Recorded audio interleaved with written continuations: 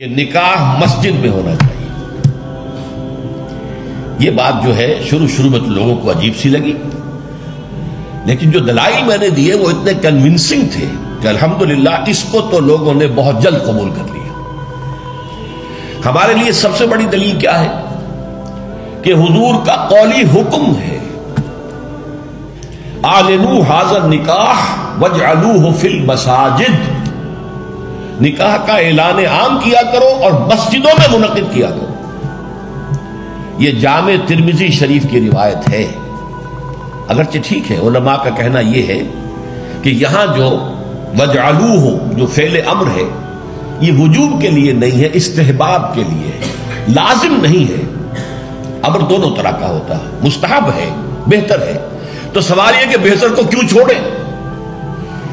جس کو محمد رسول اللہ نے بہتر قرار دیا ہو اسے کیوں چھوڑیں؟ کس دلیل سے چھوڑیں؟ ہمیں لازماً اختیار کرنا چاہیے۔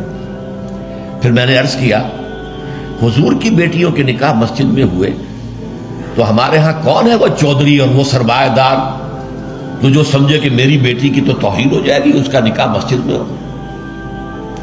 اس طرح باتیں سمجھانے کے لیے ہوتی ہیں۔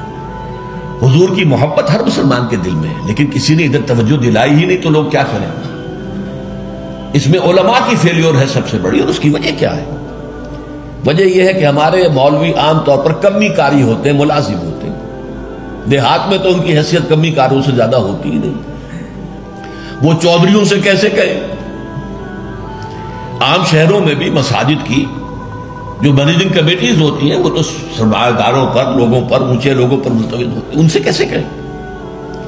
لہٰذا یہ حدیث جو ہے بیان نہیں کی گئی، حدیث موجود ہے ترمذی شریف کی، اعلنوا ھذا النکاح واجعلوہ فی المساجد۔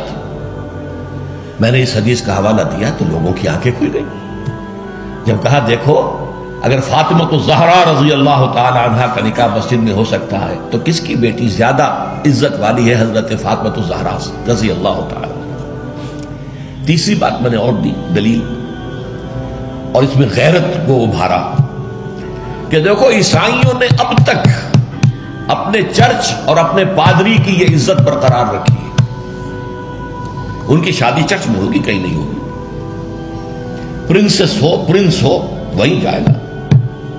اور اس میں مجھے ایک واقعہ یاد آتا ہے، جب شادی ہونے والی تھی پرنس اینڈریو کی، اس کی بیوی کا سارا فرگوسن جو نام تھا، اور وہ ذرا نٹکھٹ قسم کی لڑکی کیا عورت تھی پوری، تو اس نے یہ کہا تھا، اس کا بیان آیا تھا، I will not say I am not a timid type of woman. I won't say I will obey him. اس سے مجھے معلوم ہوا کہ ان کے نکاح کے اندر یہ قول بھی ہوتا ہے کہ پادری کے سامنے چرچ میں کھڑے ہو کر، چونکہ ان کے ہاں پردہ نہیں ہے، لڑکا اور لڑکی دونوں آمنے سامنے کھڑے ہو کر ایجاب و قبول کرتے ہیں، اور لڑکی یہ بھی کہتی ہے کہ میں اس کی تابع داری کروں گی۔ اس نے کہا میں نہیں کہوں گی، یہ کہنا تو پڑا، اس کے بغیر وہ پرنس اینڈریو کی دلہن نہیں بن سکتی تھی، شادی جو ہے وہ تو بہرحال چرچ میں ہوئی۔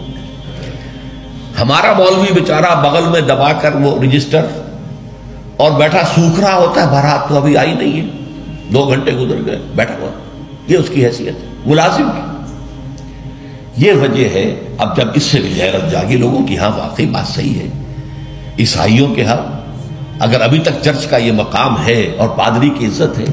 چوتھی دلیل میں نے اور دی، دیکھو نکاح سے کیا ہوتا ہے کہ ہمارے اس معاشرے میں ایک نئے خاندان کی بنیاد پڑتی ہے، اس کے لیے دعا کرنا، خیر برکت بھلائی سعادت، یہ اس نکاح کا جز ہوتا ہے۔ لکھتے بھی ہیں کہ دعا میں شریک ہو۔ اب ظاہر بات ہے کہ دعا کا ماحول آپ نے باہر جو ہے بڑے قالین بچھا لیے قیمتی، اور ان کو قیمتی صوفے رکھ لیے اور بڑے سنہری قسم کے شامیانے لگا لیے، لیکن وہاں پر ماحول کیا ہوتا ہے؟ سگریٹیں پی رہے ہیں، دھواں سگریٹوں کا، قہقہے لگ رہے ہیں، غیبتیں ہو رہی ہیں، اور یہ کہ کوئی بھانڈ آ گئے ہیں، فحش گوئی کر رہے ہیں۔ اس حال میں کوئی شخص جو ہے کونے میں بیٹھے ہوا مولوی صاحب جو من من من من من کر کے وہ کچھ پڑھتے ہیں اور کہتے ہیں دعا کر لو۔ اب دعا کیا خاک کر لو؟ دعا کے لیے ماحول ہوتا ہے، دل کی آمادگی ہوتی ہے، ذہنی اور نفسیاتی تیاری ہوتی ہے، تب دعا ہوتی ہے۔ یہ ماحول ہمارا اس میں ہم نماز کے لیے جمع ہوئے ہیں، جمعے کے لیے جمع ہوئے ہیں، مسجد ہے، پاک ماحول ہے، لوگ اپنی اپنی حد تک اچھے کپڑے پہن کے آئے ہیں اور اس کے اندر عطر بھی لگایا ہے، حضور کی سنتیں ہیں یہ، اس طرح جمعے کی تیاری کیا کرو۔ اس ماحول کے اندر کوئی دھواں نہیں ہے سگریٹ کا، کوئی قہقہ نہیں ہے، کوئی غیبتیں نہیں ہو رہی ہیں، کوئی بکواس نہیں ہو رہی ہے، یہاں دعا کا ماحول ہے۔ تو یہ 4 دلیلیں ایسی تھیں کہ جو قاطع تھیں اور ہیں الحمدللہ۔